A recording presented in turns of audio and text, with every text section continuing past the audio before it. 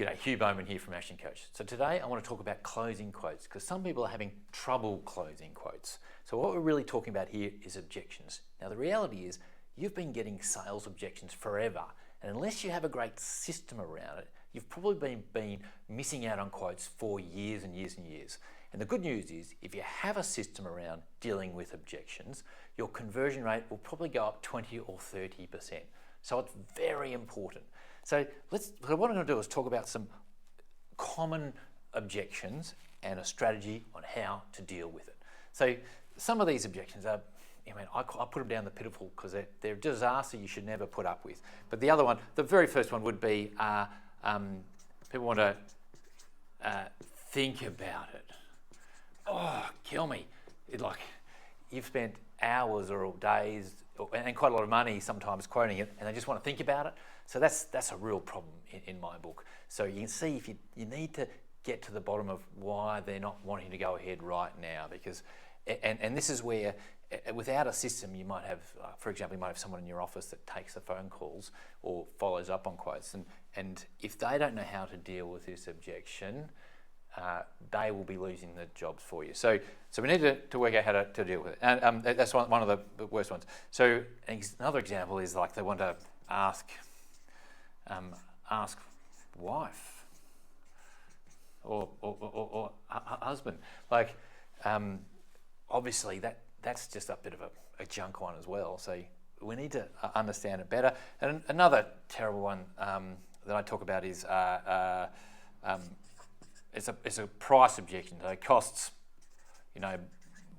more than expected, for example. So that's a real one too. But just to say, oh, it's a bit more than expected. I go, well, reality is they kind of knew what it was going to cost anyway. So that's really a follow-up. So how you deal with these, and this is the training you should have, and you should even have a list of all your objections and how to deal with them. The very first step is that you always agree. Always agree. So I just want to think about whether that quote. You go, yes, absolutely. It's very important to have a think about it because you want to make sure you get it right. So you're agreeing, right? And then you go, and you want to get out all the objections here. You go, is there anything else? Is there any other? Is there anything else about it? I know you want to think about it. Is there anything else you want to think about, or what parts of it you want to think about? Is there anything else? You want to flush them all out, especially if it's one of these other ones. And the next step is go, then you can deal with it.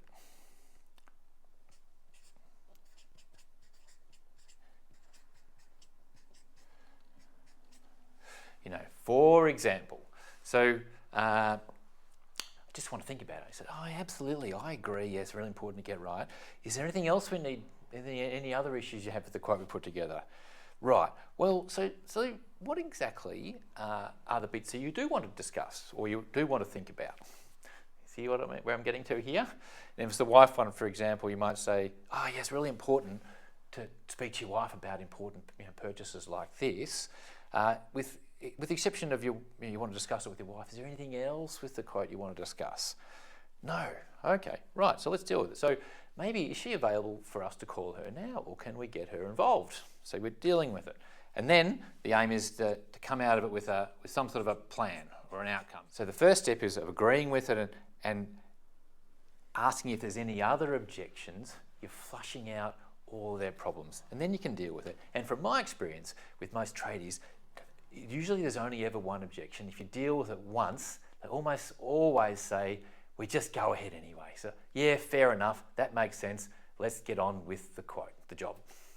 All right, hope that helps you out. If you have any questions, reach out. I'm sure I could help you. Thanks, bye for now.